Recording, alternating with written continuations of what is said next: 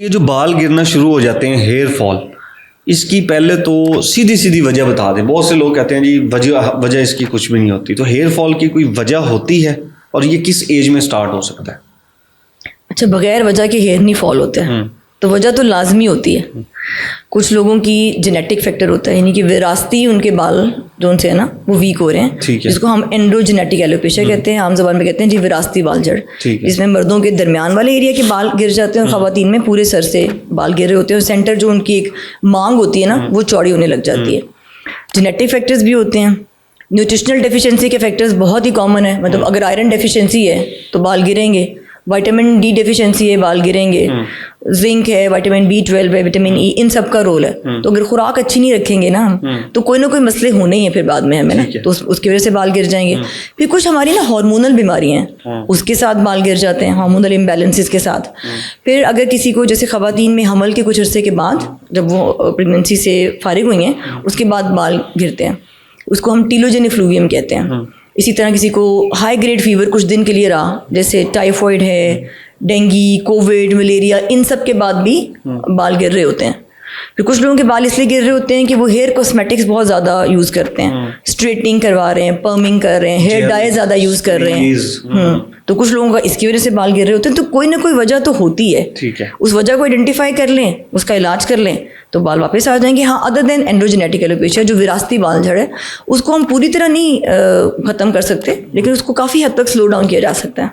अच्छा, ये भी एक इसके अंदर मिथ है कि जी हेयर फॉल अगर हो रहा है तो उस प्रोसेस को स्लो किया जा सकता है, उसको रोका नहीं जा सकता कि बाल तो गिरने हैं, चले आपके 2 साल में गिरने लगे थे, हम आपके 5 साल में गिरा देंगे, ये कर सकते हैं? अच्छा, ये उसके लिए जो एंड्रोजेनेटिक एलोपेशिया यानी इनकी विरासती बाल झड़ में ये है ना, उसको आप 100% फुल स्टॉप नहीं कर सकते, ठीक है। उसके प्रोसेस को आप स्लो डाउन कर सकते हैं, बिल्कुल जैसे आपने भी कहा। लेकिन हेयर फॉल की और बहुत सारी वजूहात हैं, ठीक है। हेयर फॉल तो इवन फंगस की वजह से भी एक जगह पे आ जाएगा ना, तो फंगस ठीक होगी तो वो सारा का सारा हेयर वापस आ जाएगा ना। अगर सर के ऊपर एक चंबल होती है, इसको हम सेबरिक डर्मेटाइटिस कहते हैं, अगर उसकी वजह से हेयर फॉल हुआ था तो वो टोटली रिवर्टेबल है, 100% वो वाला बाल वापस आ जाएगा अगर इलाज कर लेंगे। अगर वहां से गिर गए हैं बाल तो वापस वहां पर जी जी बिल्कुल वापस आ जाते हैं। हाँ, हेयर फॉल की कोई एज भी होती है?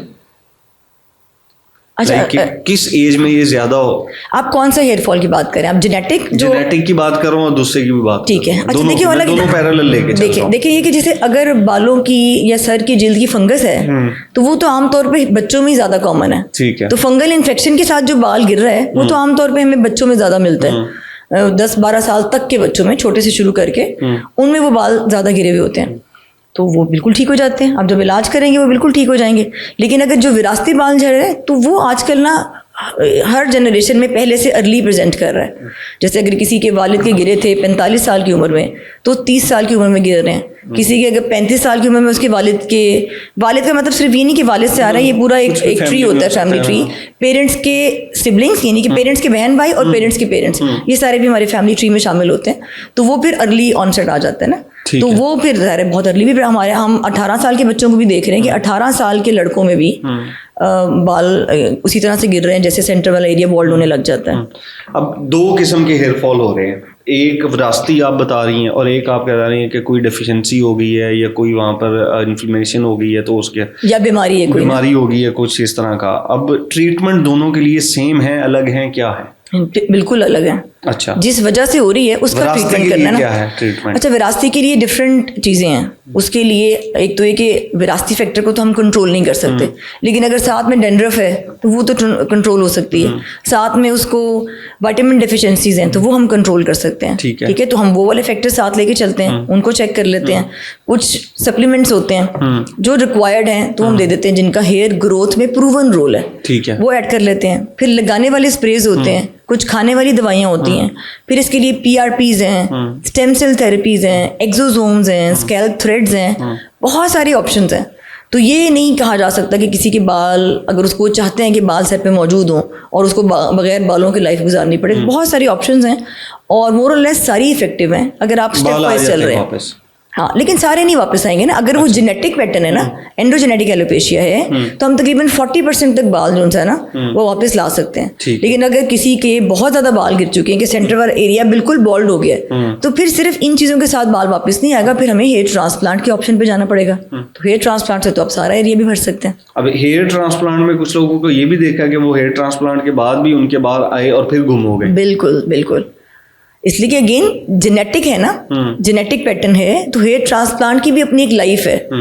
12-14 साल एवरेज है, कुछ लोगों के 5 साल बाद गिर जाते हैं। फिर अगेन कि हेयर ट्रांसप्लांट आपने क्वालिफाइड बंदे से करवाया या नहीं कराया, और हेयर ट्रांसप्लांट के साथ साथ फिर कुछ ट्रिगर्स थे, आपकी डेफिशिएंसीज है वो कवर नहीं की, तो उसकी वजह से बाल गिर जाएंगे। फिर कुछ चीजें होती हैं हम साथ में गाइड कर देते हैं कि कुछ हेयर ग्रोथ के ना एक्टिवेटर सीरम होते हैं कि हेयर ट्रांसप्लांट के बाद भी अगर आप वो लगाते रहें हफ्ते में 2 बार 3 बार, ऐसा सीरम जो बालों की ग्रोथ को एक्टिवेट कर रहा है, उसमें डिफरेंट विटामिन बेस्ड कुछ ग्रोथ एक्टिवेटर्स होते हैं, तो उसके साथ फिर आप हेयर ट्रांसप्लांट की लाइफ को बढ़ा सकते हैं। ठीक है, ये तो हो गया विरासती में। और अब कोई डेफिशिएंसी है न्यूट्रिशन की या कोई बीमारी की वजह से हो रहा है, उसमें क्या फिर ट्रीटमेंट होता है? जी, उसमें बड़ा कॉमन, जैसे मैंने कहा ना, टीलोजेनिक फ्लूवियम बहुत कॉमन प्रेजेंट करते हैं। जैसे किसी को टाइफाइड हुआ, 3-4 महीने बाद उनके एक्सेसिव हेयर फॉल हुआ, गुच्छों की शक्ल में शॉप पर भर भर के पेशेंट लेके आते हैं। अच्छा। लेकिन यूजुअली हम 6 मंथ्स की ट्रीटमेंट के अंदर अंदर वो रिवर्ट हो जाता है। हाँ, अगर कोई और इशू नहीं था उसकी वजह से हुआ, उसमें सारे हम कुछ खाने के विटामिन देते हैं, लगाने की चीजें देते हैं, एट टाइम्स पीआरपी भी ऐड कर लेते हैं, क्योंकि हर एक की अपनी हीलिंग रिस्पॉन्स, किसी का स्लो होता है, किसी का जल्दी होता है। डाइट को भी बेहतर करने का कहते हैं, तो वो बेहतर हो जाएगा। अगर हार्मोनल इम्बैलेंस की वजह से, जैसे थायराइड हाइपो या हाइपरथायराइडिज्म है, उसके साथ हो जाएगा। पॉलीसिस्टिक ओवेरियन सिंड्रोम के साथ हेयर फॉल हो रहा होता है, तो अगर हार्मोन की वजह से है तो उस हार्मोन को जब कंट्रोल करेंगे और कोई और वजह नहीं थी, हार्मोन आपने बेहतर कर लिया, तो वो बाल फिर वापस आ जाते हैं, वापस आ जाएंगे। अब इसमें ये जो ट्रीटमेंट इसमें आप बता रहे हैं, वो तो पीआरपी आपने उसमें बताया कि उसमें भी चांसेस होते हैं कि वो बाल दोबारा उड़ जाते हैं। यहाँ पर अगर जिस तरह आपने कहा कि डेफिशिएंसी थी या कोई बीमारी की वजह से हुई, तो पीआरपी भी एक ऑप्शन होता है। तो यहाँ पे पीआरपी के बाद वो हो सकता है कि दोबारा भी उड़ जाएं वो?